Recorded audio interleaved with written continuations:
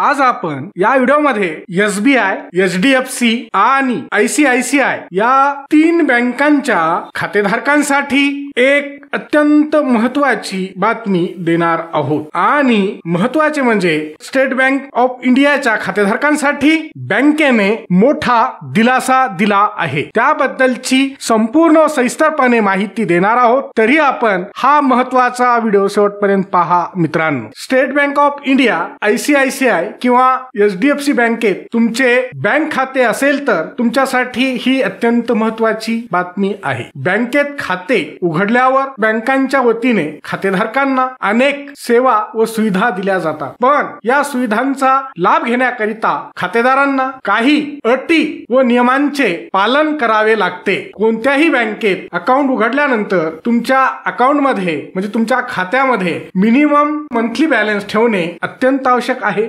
AMB म्हणजे average monthly balance तुमच्या बँकेने निश्चित केलेली शिल्लक खात्यात ठेवलीच पाहिजे, म्हणजे मिनिमम बॅलन्स ठेवावाच लागतो, अन्यथा बँकेकडून मोठा दंड तुमच्याकडून वसूल केला जातो। प्रत्येक बँक ही AMB म्हणजे एव्हरेज मंथली बॅलन्स ठरवते। खातेदाराला नेहमी मिनिमम बॅलन्स खात्यात ठेवणे अत्यंत आवश्यक असते। या व्हिडिओमध्ये आपण SBI, HDFC बँक आणि ICICI बँक यांच्या खातेदारांना मिनिमम बॅलन्स किती ठेवावा लागतो ते पाहूया। नंबर 1, HDFC बँकेच्या खातेदारांसाठी बँक खात्यात कमीत कमी किती बॅलन्स ठेवावा लागतो ते पाहूया। HDFC बँकेच्या खातेदारांसाठी AMB म्हणजे एव्हरेज मंथली बॅलन्स हे त्यांच्या रहिवासी ठिकाणावर अवलंबून असते। मोठ्या शहरांमधील खातेदारांसाठी ही मर्यादा 10,000 रुपये आहे, म्हणजे त्यांना बँक अकाउंट मध्ये 10,000 रुपये ठेवावेच लागतील, अन्यथा मोठा दंड भरावा लागू शकतो। तसेच निमशहरी भागातील खातेदारांना 5,000 रुपये तर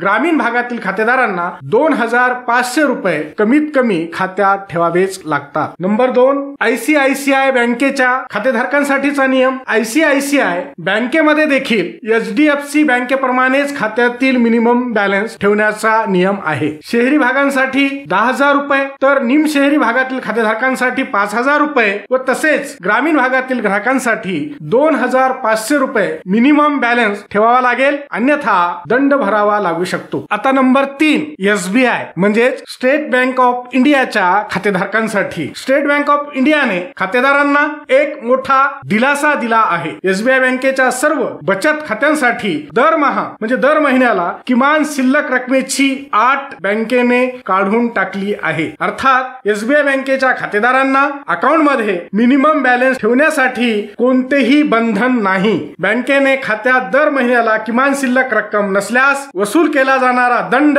रद्द केला आहे। स्टेट बँक ऑफ इंडिया म्हणजे SBI बँकेच्या एका खातेदाराने अलीकडेच सोशल मीडिया प्लॅटफॉर्म X द्वारे अर्थात ट्विटर हँडल द्वारे ट्विट करून बचत खात्यात कमीत कमी किती शिल्लक ठेवावी लागेल अर्थात खात्यामध्ये किती पैसे ठेवावे लागतील असा प्रश्न विचारला होता। SBI बँकेने त्या खातेदाराच्या प्रश्नाचे उत्तर देताना स्पष्टपणे सांगितले की बचत खात्यामध्ये अर्थात सेव्हिंग अकाउंट मध्ये खातेदारांना आता मिनिमम बॅलन्स ठेवण्याची आवश्यकता नाही, म्हणजे आता कमीत कमी शिल्लक ठेवण्याची काही पण गरज नाही।